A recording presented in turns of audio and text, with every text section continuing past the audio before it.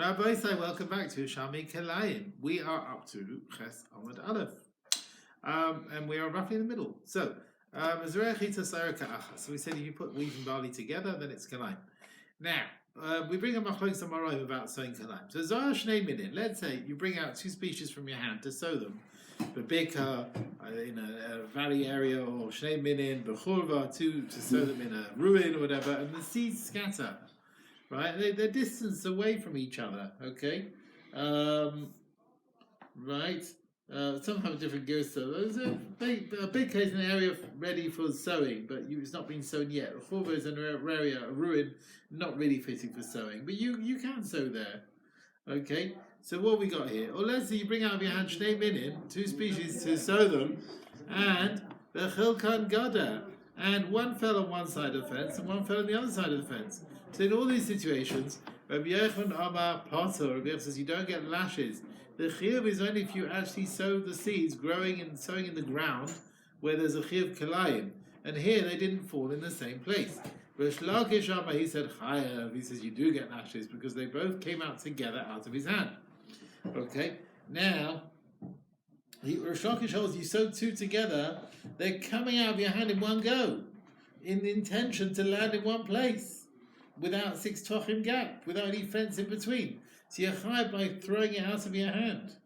Doesn't matter if they fell in the ground in one place or they scattered all over the place. Okay? According to Rish Lakish, the way the Chazon Ish explains, the main act of Avera is the appearance, and the Hamra rather, the rebelliousness. And that's at the time of the throwing. Once the seeds come out of your hand, you can't bring them back. So we're following that moment when it comes out of your hand. Okay? So let's carry on. So Rish Lakish said you're chayav. Now, Rish Lakish b'zareh al gabei hayam. He agrees if you throw it on the sea, al gabei pitron, which is like a very earth, which is very hard, like a rock. Al gabei slime, other rocks, al gabei troshim. Again, types of earth, which is very hard. Shuhu pato, you're exempt because these places are not places of sowing. And Rish Lakish b'zareh al manas lechalakon gada. If you're sowing them with the intention to divide it with a fence. So on the way that they're going to fall on two sides of the fence, shuhu pato, you are pato in such a case. Yeah? I mean, if you just threw them and they happen to land on two sides, you'd be chayav. But that's if you threw them to land in one place and the wind spread them out. But if you throw them with the intention they should fall on two sides of the fence, then he agrees that you are pato. Okay? And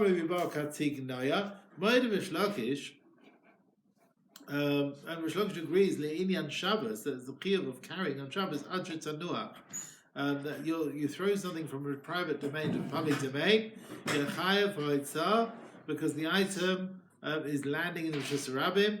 It's not the same as kilayim. Kilayim, the issue is when you throw it out of your hand, whereas Shabbos, of course, it needs hanacha, right? You're not chayav till you have akira and hanacha. Masnisa pliga al Rabbi Yochanan. Our Mishnah seems to argue with Rabbi Yochanan.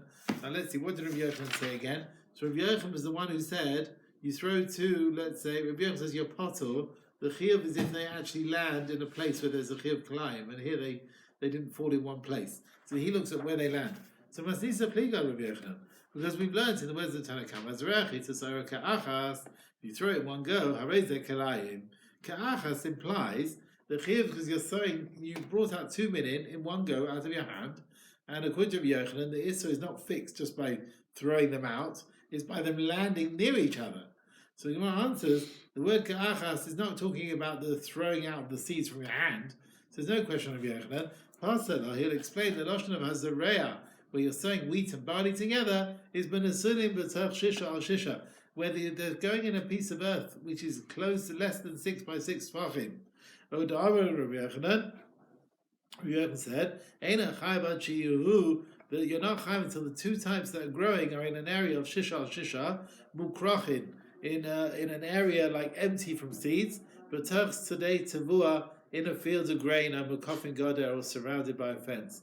So basically, if these seeds are surrounded by grain, or they're surrounded by a fence, then they're considered together. Right? It could be there's a gap of up to 6 tefachim, but they're sort of surrounded in their own area. Yeah, they're distinct from what's around them. So, and they're close together. That's why you'll be chayav in such a case. Now, one wants to prove now to actually reject this based on Rabbi Yehuda. Now, Rabbi Yehuda argues on the Tanna Kamma Mishnah. He said it's not Kilayim. Now, Bahada, in this situation where the seeds are falling in a small area of less than 6 by 6, how could Rabbi Yehuda say it's not a problem? Rabbi Yehuda, Eno Kilayim. Why should Rabbi Yehuda argue on the Tanna Kamma and say it's no Kilayim? So Rav Zira said, Rabbi Yehuda could say, Rabbi Yehuda, according to his reason, Rabbi Yehuda, he said that the distancing, mistake yerek, in a vegetable field, between one type of vegetable and another, is tefach, is 1 tefach. Now, our Mishnah is talking about where they fell in the ground where there's more than a tefach, and that's why he would say there's no problem of kalayim. So it's an area bigger than a tefach distance. Okay? Okay. Now that explanation which Rav Zira gave, if you want to ask on Rav Zira's explanation, he said, it's 6 by 6, but it's surrounded by other things. Yadif Hadad Rabbi Yehuda bin Rabbanon. He can learn what is the actual view of Yehuda as far as distancing in Kilayim based on the equation with what the Chachamim said. Now, Kamad Rabbanon. Now, if the Chachamim said, Be'isul, with the Isud Rabbanon of Soin Kilayim, base Rova, you need a requirement of an area of a base Rova. We'll come to that later. It's like 102 square amas, whatever, the distance which is required as far as Soin Kilayim. But Lilkos, to get lashes for the Isud Torah, that's only if they are together 2 species, Shisha al Shisha, within an area of 6 by 6 Tvachim. So just like the Chachamim distinguish between the Isud Torah and the Isud Rabbanon, as far as the share of distance which is required, okay, so also, Ken Rabbi Yehuda Amar, Rabbi Yehuda will also say there's a difference between the Isud Torah and the Isud Rabbanon as far as the distance is required. And this is his view. But Isur, when it comes to Isur, Shisha al Shisha. The Isud Rabbanon, if you've got an area of 6 by 6 Tvachim, you mustn't sow 2 species. But Lilkos, if I was getting lashes for the Torah, then they have to be within a share of a tefach, as we learn from Mishnah later on, or Mishnah actually on Daf Gimel, Perek Gimel rather. So according to this, Rabbi Zira explained our Mishnah that between the seeds there's a gap between, let's say, 1 tefach and 6 tefachim, and Rabbi Yehuda would still agree there's an Isud Rabbanon. Right? To get lashes, it has to be a tefach. But the Isud Rabbanon until 6. But Hatani, but this, we don't like that answer, because the Brisa says Rabbi Yehuda matir, Rabbi Yehuda allows you to do it. Now, based on what Rabbi Zira is saying, Rabbi Yehuda would say it's not kalayim, but you've got, okay, there's a gap of a tefach. But the Brisa says he allows you. Now, you don't have a gap of 6 by 6 tefachim, so how would he allow you? He would still say it's also the Rabbanon. Basically, what we're going to say here is the explanation of Zira doesn't really make sense. Why Rabbi Yehuda matir, Rabbi Zira's explanation doesn't really fit in. And we don't really understand how Rabbi Yehuda would allow this based on Rabbi Zira's explanation. And that's a question against Rabbi Zira. I'm afraid we have no answer. So basically the question comes back, how Rabbi Yochanan explains our Mishnah to fit in with the Tanna Kamma, who said you're sowing wheat and barley in one go, and then you've got Rabbi Yehuda who allows it. And he says the questions are based on the idea that according to Rabbi Yehuda, just like Rabbanon, there's obviously a chiluk between a Torah din and a Rabbanon din. Yeah, we were building up our question based on the difference between them. If Rabbanon say there's a difference between Torah and Rabbanon, Rabbi Yehuda must also. And if Rabbi Yehuda says, well, 1 tefach you get lashes, then there must be a Rabbanon version, 6 tefachim, you would not get lashes. And so there's a Rabbanon din, but he wouldn't allow it. Do you understand? And Rabbi Zira seemed to say, no, the way he understood it, Rabbi Yehuda would allow it. We're saying, no, how could Rabbi Yehuda allow it? That's why we rejected Rabbi Zira's explanation. He says it could be, according to Rabbi Yehuda, there's no difference between a Torah din and a Rabbanon din. Maybe he holds 1 tefach is min Torah forbidden and a Rabbanon forbidden, and after that everything's permitted. Yeah, who says that he holds just because the Rabbanon have various levels of Isur that Rabbi Yehuda says the same thing? You don't necessarily have to say that. But if there are, it could be a tefach. If it's a tefach gap, he allows it even Rabbanon. So the Lashon Rabbi Yossi, he says, if you want to ask a question, this is the question you can ask. You don't have to ask the question. You're saying? If they're right, it's a tefach. Yes. Why would they even bother saying shisha b'shisha? So that's a Rabbanon restriction, according to the. But tefach is less space. No, so minat Torah you get lashes. More than that, further away, you don't get lashes, but it's still forbidden. Yeah? Still also with Rabbanon. But we're saying just because the Rabbanon hold ideas of their various levels doesn't mean Rabbi Yehuda does. And we seem to be taking, for this question, we're saying well, how could Rabbi Yehuda allow 4 tochim? Surely if 1 tefach is from the Torah, he would forbid till 6. And that was our question. But we're saying now, well, you don't necessarily have to ask that, because it could be 1 tefach is forbidden from the Torah, 1 tefach is forbidden midrabanan, and more than 1, maybe it's absolutely fine. So that's what he wants to say. One means within one a gap. tefach. To be a gap. If A different gap. seeds within a Within a gap of a tefach tefach. is lashes. And then we more don't know than how far up to 6. up So to on 6 all is six. Rabbanon. Could be anywhere in the middle. Yeah, or it could be he doesn't have a Rabbanon Chumrah. It could be 1 tefach, and after that it's absolutely fine. So this question was based on the idea that he also has a level of Rabbanons, but you don't necessarily have to say that, and that's why he said the Lashon of, if you want to ask Reb Zira, this is what you could ask. After Rabbi Yossi asked from the Brisa on the explanation of Zira, like the view of Rabbi Yehuda, and how it fits in according to Rabbi Yochanan's version, we're going to carry on asking, even according to Rish Lakish's view, that the words of Rabbi Yehuda don't seem to fit in. Let's remind ourselves what Rish Lakish said. So Rish Lakish was the one who said, let's remind ourselves, he said, Rish Lakish agrees, the Indian Shabbos you're not Chaim till it lands, okay. Before that. Alright, so let's see. So he says, even according to Rish Lakish, we'll see now. Right, let's see. The Kashya. Now, this Brisa we can ask on Rish Lakish. Now, let's see. Ma Tabad Rish Lakish. Rish Lakish says, when you throw them out of your hands, these seeds, right? Your chayav, mixture of seeds, you throw it out. Even though when they reach the ground, they scatter. And they're not close together when they reach the ground. But Rish Lakish is the one who said, you're chayav for the act of throwing, right? Now, he must learn this from the Tanna Kamma in our Mishnah, which says, one who sows wheat and barley in one go is Kilayim. It sounds like, Kivan Shahaitzi, once you've thrown out the seeds, mitach yadai, from your hand, lezera, to sow them together, you are chayav. Right? It makes no difference where they land. But we've learned, Rabbi Yehuda eina Kilayim. Rabbi Yehuda says it's not Kilayim. Now, how will Rish Lakish explain the words of Rabbi Yehuda in our Mishnah who says it's not Kilayim? Now, Pasala, he could explain it, ad shosha tanuach. Now, according to Yehuda, you know what? You're not chayav until they land on the ground. You hear that? You're not chayav until they land. But it's still hard. Well, Tani, but we've learned connection with our Mishnah. Yehuda matir. Yehuda allows you. Lo, it sounds like I feel enough of Yehuda matir. It sounds like Yehuda allows it even if it lands. I mean, according to the Kim to Rish Lakish, it sounds like from this price, according to Yehuda, even if it lands, there's no problem at all. Because if that's not the case, I mean, why is he matir lechatchila to bring out these 2 zeraim in one go? Now, why should he hold this? Therefore, based on this price, the explanation of Rish Lakish doesn't seem to fit in well. Because Rabbi Yehuda's matir, it sounds like even if it reaches the ground, you can't explain it, you've thrown it and it's okay just until it lands. So Rabbi Hillel explains, according to Rish Lakish, there's slightly different explanation in the Machlokes Tanna Kamma and Rabbi Yehuda. Rabbi Hillel, Rashum ben Lakish kedate. Rish Lakish according to his reason. Rish Lakish he holds. Reish tu haba mechova. Now, imagine you have an area of something growing, and it goes as a reish tu. A reish tu is a triangle. Imagine a triangle with a point leading into another area of things are growing. So you have a whole area of field, and then there's a gap of the field, and you have a triangle coming in of other growths, right? And it looks so different to the area around it. It looks like it's coming from a separate field. You understand? This triangle coming in looks like a completely separate growth system, right? So what he's saying is like this. According to his feelings, so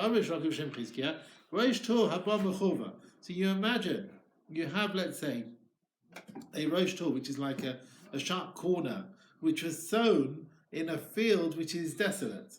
Mutter, you're allowed to put it next to another field which has another seed growing, and it's not a problem of Kilayim.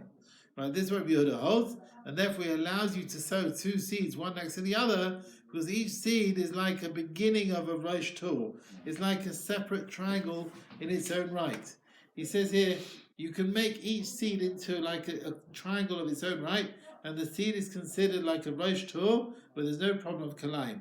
He says the Tanna Kamma hold that one seed, we don't have a kula rosh tor, unless you had an intention to make a proper corner area. So according to this, he says, according to Rish Lakish, we have Machlokes Tanna Kamma Rabbi Yehuda, we're talking about two species coming out of your hand. They scatter, okay? They rest on the ground far away. The Tanna Kama says you're liable because they left your hand in one go, right? And if they were landed in one place, it would have been Kilayim, right? And there's no Rosh Tor. And even if they scatter, there's a problem with Kilayim. Rabbi Yehuda holds, you're allowed to go and throw them in the ground. Even if they fall in one place, it's not Kilayim because they're considered a Rosh Tor. They're considered separate from each other. Some learn that Rabbi Yehuda argues with the fundamental with the Tanna Kama, and he holds the chiyuv is only if they actually landed in one place. Okay. So it seems each seed, we haven't got any pictures on this. What, they've got a picture of a Rosh Tor here. If you look at the picture, they've got an idea of a Rosh Tor. Rosh Tor comes in all over the shop. Yeah, it does. Very So cool. Rosh Tor is the idea that things are coming from different areas and they're not connected with what's next to them. They're considered separate from what's nearby because it seems to be coming from a different area. So that's what he wants to say. That it could be that's the argument that we're treating some of these things, these seeds that you're throwing, each one is considered a separate seed from a different area. Okay? And therefore you're allowed to sow the two seeds one together because each garin is like the beginning of a Rosh Tor. Now, the one asks on this explanation, the Yehuda will allow it because each seed is considered a Rosh Tor in its own right. Me'at, if that's the case, you want to treat each seed as a Rosh Tor, then I feel even if there's three seeds, Shnei Chitin Israel, 2 lots of wheat and 1 of barley, each one is a Rosh Tor, no problem with Kilayim. But Chaim, is that the case? Well, Tanina, we've learned, Rabbi Yehuda said, it's not Kilayim, Atu Shnei Chitin Israel, 2 bits of wheat and 1 barley. Or Chita Achos Shnei Israel, 1 wheat and 2 barley. Or Chita Achos Israel, because that was wheat, barley, and it's spelt. So according to, I always forget, it's because that was spelt or right. Remind me, God, any options, any offers? Spelt, thank you. So according to Yehuda, the 3 garinin is considered Kilayim. Why don't we say, each seed is a Rosh Tor? Why don't we say that? What's the difference between 3 and 2? So Pastor La Rav Hillel explained, Rabbi Yehuda intended in our Mishnah for a case where there's a seed of Chita Mikan, wheat on one side, Chita Mikan, wheat on the other side, Gada Mikan, Begada Mikan, and let's say it's like the fences on either side. So you've got wheat, barley, and there's like a fence. In the picture here, we've got wheat, barley, and you've got fences parallel to them all. Okay, on the two sides. And there's a surrounded barley in the middle between the wheat and between the walls. In this situation, the barley is surrounded from all sides. You can't consider it as the beginning of a Rosh Tor coming from its own triangle. It's obviously part of this mixture. So therefore, because the barley is sown in a mixture with the wheat, and you can't consider it as a Rosh Tor, and that's why it's got a din of Kilayim. You understand? It's all enclosed. You can't tell me it's a separate piece coming from elsewhere, because it doesn't make sense. Ramatalia said, I don't attain when this din was said in a case with She'im Sham Chova, where there's no open area, open to ruin. We have 2 walls, which are therefore you've got the 2 wheats and 2 walls on either side. But if on one of the sides the place is open, then mutter, you're allowed to put there the 3 seeds, according to Yehuda. In this situation, we treat that barley seed as the beginning of a separate triangle coming in, a Rosh Tor, which is coming from the open area. So then you can truly say it's independent and it's not connected, and therefore there's no problem of Kilayim. Okay, very good. Next parak, Alach Aleph. Okay, and you're not allowed to sow a mixture of various seeds because of it's a Kilayim. Now, what about the din of seeds, where you've got one type of seed, and you happen in this mixture, you've got other seeds mixed in the mixture, and you want to sow it. Now, of course, you're always going to have mixtures of seeds together. You were never going to have just one lot of seeds. So it was understood that you're going to have small mixtures of other stuff growing in this mixture. We're here. Why the question is, Why is it assumed? Because that's what happened. They didn't buy the bags in Tesco, right? Which was just one type of seed, right? You were always going to get. You try checking the rice before Pesach, right? So therefore, well, maybe you don't check the rice before Pesach. But when you get the big sacks, you always found other things between. But when you get the proper, now supermarket stuff, you don't find anything. But therefore, you always found seeds of other things in the mixture. Now, there was an allowance for this. Because remember, Kilayim, to a big degree, is what appears as Kilayim. Does it appear as an avovia? Does it appear as a mixture? Now, you're not allowed, This is where things got mixed up in the mixture. We're not saying you're allowed to add other seeds intentionally into the mixture. We're not saying that, right? But we have a mixture in front of us which is being sown, and there's got bits of other things in it. So let's see. Kol sa sheyesh ba roiva. So for a roiva, you've got a quarter kav for a sa. It's basically 1/24 of a sa. So in the seeds, you've got a mixture where 1/24 or less. Now, if there's zera mimin acher, if it's got more than 1/24 of another species, and you want to sow it, you have to reduce the amount of the other seed until it's less than 1/24, and then you are allowed to sow it. Rabbi Yossi argues, he says, if you want to sow this, yavar, you should remove all the seeds, the other seeds, from this mixture. You should sieve it. Okay? The Mishnah tells me less than 1/24 is okay. Either you reduce the share or add more. Okay? When it's less than 1/24, you're allowed to sow with it. Because Mir Tazera is batel. Okay? Mina Torah, of course. A tiny bit should be batel. It's a meal, it should be the whole thing batel. But the Chaim said no. 1/24 is as far as they'll go because of Ma'aser Ayin. Because when it grows, people will think, oh, you've added other seeds in this mixture, right? So until 1/24 they allowed it, more than that they didn't. Okay? Some say the din of bitter barayv doesn't apply here. Because bitter barayv is when you have heta and issa, right? And the mios is bata barayv, it's got the din of the rayv. But when you have heta and heta, two permitted things, but the mixture is forbidden. So in our case, you've got two types of seeds. There's no forbidden species and permitted species. The actual mixture is forbidden. So there's no din of bitter barayv, according to some. Others say bitter barayv is a mixture where they're not noticeable. But here that you have two species which are noticeable, then we don't say din of bitter barayv. Okay. Right. The Rashba learns that Klai Zerayim, with these seeds, there's a special allowance from the Torah, where you've got a bit of species from another type. Because it's almost impossible that you won't have other species mixed in. And the Torah was not given to angels. That's what the Rashba says. Right, therefore there's a kula from the Torah to sow the seeds with other mixtures in. Alright, but as we said, you can't intentionally start adding in others. Okay, let's carry on. So where are we now? Now this din we said, the sar of seeds, where it's got a roiva kav, you shouldn't sow it. Bang, that's whether the roiva kav of the other species mimin achad is just one type, a bay mishnemin, or it comes coming from two types of species. With Shimon, he said, Lai Amru, they never said that roiva kav asers, and only in a case of where each roiva kav is mimin achad, where each of it is one species, is a whole roiva kav. So otherwise, he says we can be more lenient. Okay? He holds two different types don't join up for a share of roiva hakav, which would forbid the mixture. So according to him, a sar sa'irim, you've got half a roiva of wheat and half a roiva of spelt, although in total you have a roiva hakav from other species, you would be allowed to sow it. Because he holds that they don't join up to make the shiur. Okay?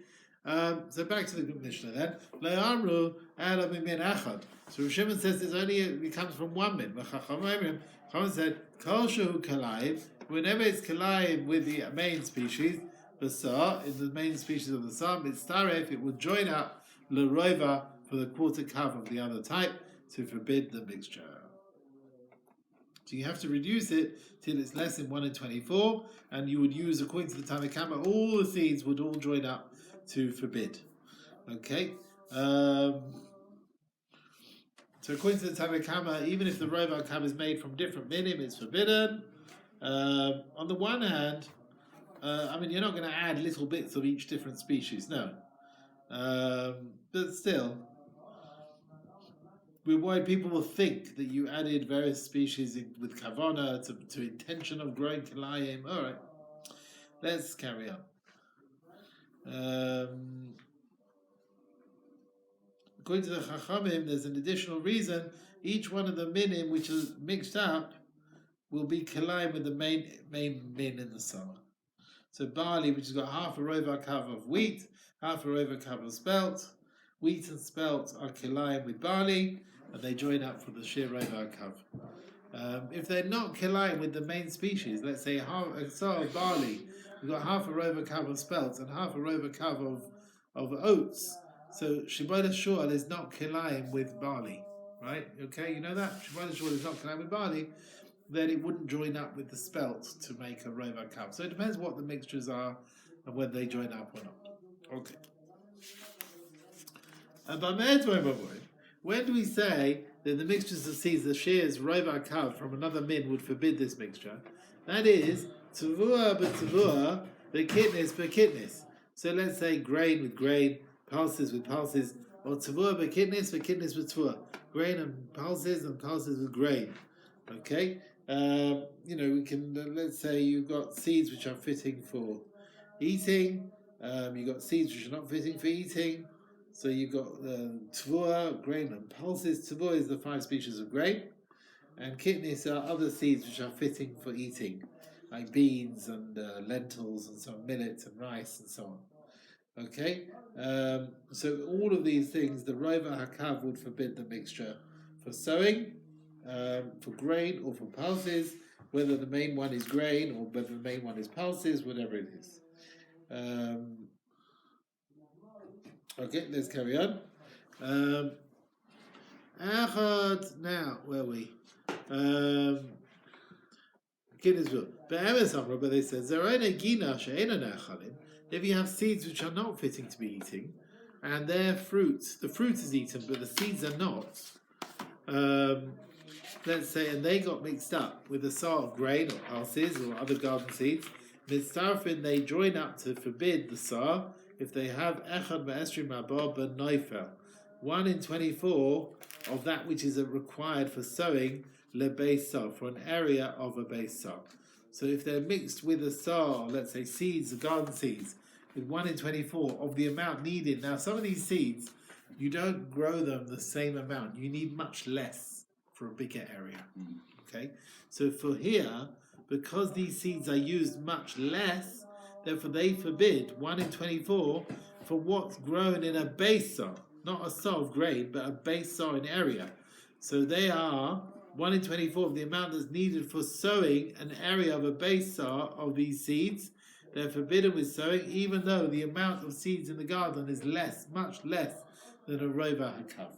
So they have a different version. He says here, with grain and pulses, they said rova hakav uses a sar of sowing, because that is the amount that would usually grow in an area of 1/24 of a beis sar.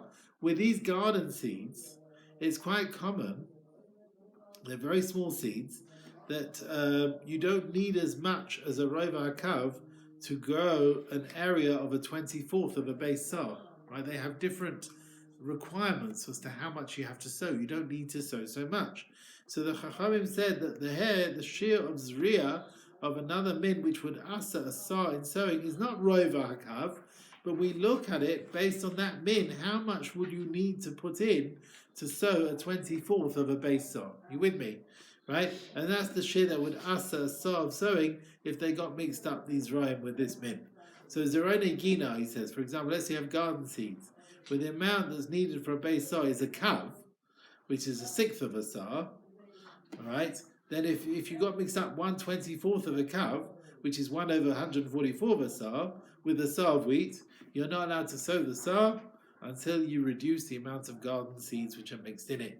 Because the amount of seeds, of garden seeds which are mixed in it, is fitting to produce an area of 1/24 of a beis sar. So there we are. So it really depends on, sometimes seeds have got different amounts that you need to sow in a beis sar, and the din will differ accordingly. Amar Rosh Hashanah said, Kishem she'amru lahachmeh, just like they were very strict with some of these garden seeds, that you don't need so much for a beis sar area, right? Which is 1 in 24 of the amount which would answer the mixture, even though they're much less than a rova hakav. Af lahaka, they also said you can be lenient with certain garden seeds which are bigger, where you need bigger amounts for a beis sar. That only 1/24 of that amount would answer the mixture, even though the amount of these seeds is more than a rova hakav. So sometimes it works the opposite way. You need more to start forbidding the mixture. So pishtan, but tzvua misarefes, so flax, which is mixed with grain, would join up to forbid a mixture only when there is an amount of echad ma'esrim haba, but no for the beisah. 1 in 24 that falls into a beisah, even though the amount of seeds is much more than a rova hakav. You need 1/24 of a beisah, right? You need more of it to plant in a beisah, and therefore the amount that will forbid the mixture, you also need more than a rova hakav. So they're saying you have to count the mixed population. So if you're already counting to see if you have that much, might as well just do the bureau. Take them out. Well, we're not obligated to. He says here, let's see what we said here. So the pishtan that's needed in a base sah is 3 sah. You have 3 amounts of wheat, 3 times the amount of wheat you need for pishtan to grow in a base sah. So the shear of 1/24 for a base sah is 3 rova cups. So that's a kula with these garden seeds from grain and pulses. 2 kidneys asa sah with rova kav. So pishtan seeds wouldn't forbid a sah unless they have 3/4 of a kav there. Okay. This kula is the name of Shimon. Tanakama Chailek, and they say the cloud with the grow is only a chumrah, that we are more stricter, but we're never going to be more lenient. Okay, let's carry on. Anan Tanina, we've learned in our Mishnah, any sar shieshba, if you've got a rova kav, you should reduce it. Is tonight Tani, there are some who learn in the Brisa this did with the following nusach. Any sar of seeds, shenafa letoicha, where a rova zera, let's say another rova kav of seeds from elsewhere fell in, then you should reduce it. What's the difference between the various nuschais? Amramana, Manda, the one who says any sar sheyeshba, which happens to have, so the strange zera which forbids the mixture is echad ma'esrim haba, 1 in 24 of the mixture. Right? Shereshba means there's a rova of a strange min included in the sar, and the shear the min of the strange one which forbids is 1 in 24 of the mixture.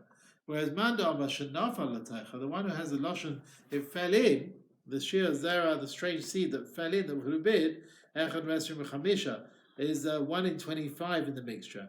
I mean, the words it fell in sounds like the rova of the strange seeds fell into a whole sar, and it itself is not included in the sar, right? It fell into a whole sar.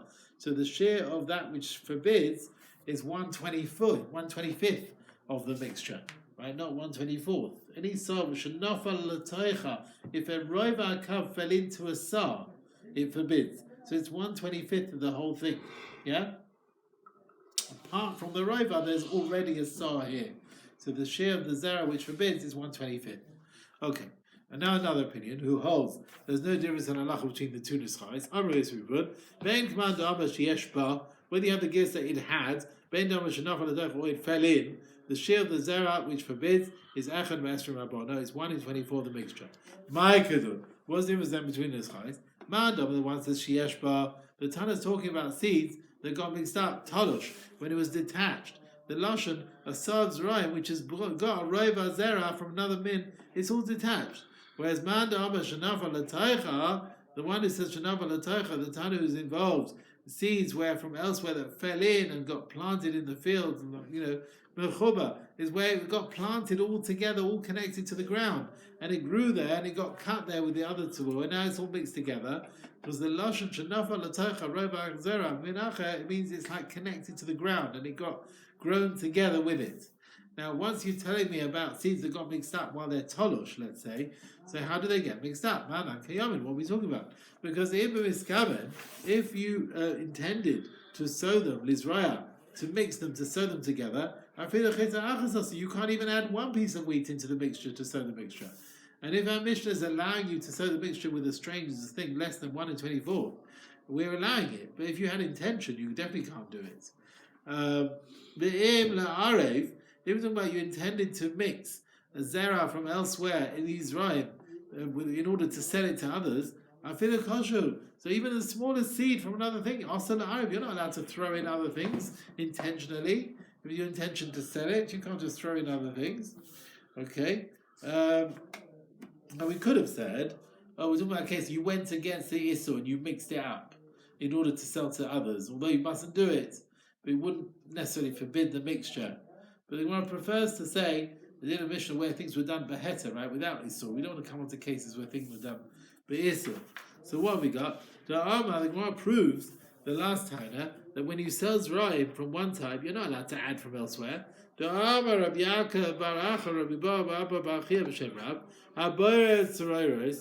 you're sieving like clumps of earth or stone from your mixture of your wheat.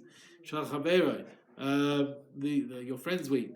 Once you're already checking out your friend's stuff, you have to separate and put in good wheat in its place. When you take out the pebbles, you've got to add in wheat. The reason is the owner of the wheat is allowed to sell his wheat as it is, with the pebbles mixed in. If you decide to remove the pebbles, you have to put wheat in its place. Right? You have to make up the wheat that he has lost. Now, the value he's lost. He had some pebbles, he could have left them there. Obviously within reason. Rabbi Yosef says, this tells me Shehu Asal Arev, that the seller is not allowed to start intentionally adding things into the wheat that he's selling, even other grain. Because if you're going to tell me he's allowed to actually add other things into the mixture, why does the one who takes stuff out, why does the pay up with good wheat? You took out the pebbles, make it up with good wheat. I mean, the seller is allowed to add other things. I mean, is allowed to mix into it other strange things instead of pebbles. The fact that you have to pay up now because you took out the pebbles, so we learn you're not allowed. The seller is not allowed to start adding in even other types of grain. Yeah, you're not intentionally allowed to add anything into the mixture. Now, if they agreed, let's say someone's selling good wheat, and he's a seller. Let's say he's still allowed to have a bit of waste in there, rova kav to a saw. So they have a deal for normal wheat, and it turns out the wheat was sieved without any waste. Is the seller allowed to knock off that rova which could have been pebbles, and now I've given you good wheat instead of pebbles? Is the seller allowed to reduce the volume because you're not getting any pebbles now, right? So therefore, can I take that a bit of the wheat? You're going to get a bit less wheat. With the words of Chaim, we learn that no, the seller is not allowed to make it cheaper for the purchaser that rova kav to the saw of the wheat.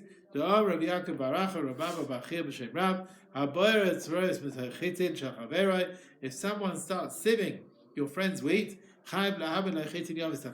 you have to provide good wheat in its place. Now, if the din was that when you're giving the buyer good wheat, you're allowed to reduce the rova hakav, then the owner of the wheat hasn't really lost anything by having the pebbles taken out, because he can still sell it, and he'll sell it a bit less, right? It's less rova hakav. He'll reduce the amount, the value, whatever it is, because all the pebbles have been taken out. But the fact that we tell you, if you take pebbles out of someone's wheat, you have to make it up with wheat. You have to give it back wheat. We learn that when you're giving good wheat to a buyer, you have to give a whole saw, right? You can't start knocking off a bit. And therefore the seller is losing out by someone doing some sieving for him. Okay? Let's see. I don't know where we'll get to. We'll get to the two lots. Okay. If one person who's buying did a bit of selecting, 1 rova and a half of waste of soles, right, from the mixture that he bought, and you're allowed to reduce from the amount of the sale, half a rova from the price of the sale. So what's happened here? The buyer has sort of done a bit of sieving from the sale that he bought. So he's allowed to, usually there's rova hakav, right? The buyer usually understands there's a mixture of other seeds here. So the question is, the buyer went and said, right, I'm going to check this mixture. And when he checked it, there was more than the standard. Usually it's rova hakav, but there was more. There's rova echad u'mechsa. There's 1.5 rovas here when he checked the mixture. So he's allowed to say, I'm paying you less. You paid me more waste than you were entitled to, right? Now, can he knock off the price of that rova which is normally expected or not? Rav Chidna says menakala. Yes, you not only knock off the extra bit, you knock off the main rova hakav. Rav Mana menakala says you don't. Do amale. The seller can say, look, ilu you have to leave. If you would have given it back to me, I just put it in a bag and sell it to someone else. And what the buyer would see it, he would buy it. So he would have bought it as it is. and would pay even for the Rova HaKav Sodas. You've gone and done all that work dissecting it. I would have just sold it to someone else. So when the buyer rather wants to reduce the price, he can't reduce the price of the Rova HaKav. Now the Gemara comes back to Dinah Mishnah. Now we said you're not allowed to add in intentionally even a bit of wheat in order to sew them together or to sell it to others.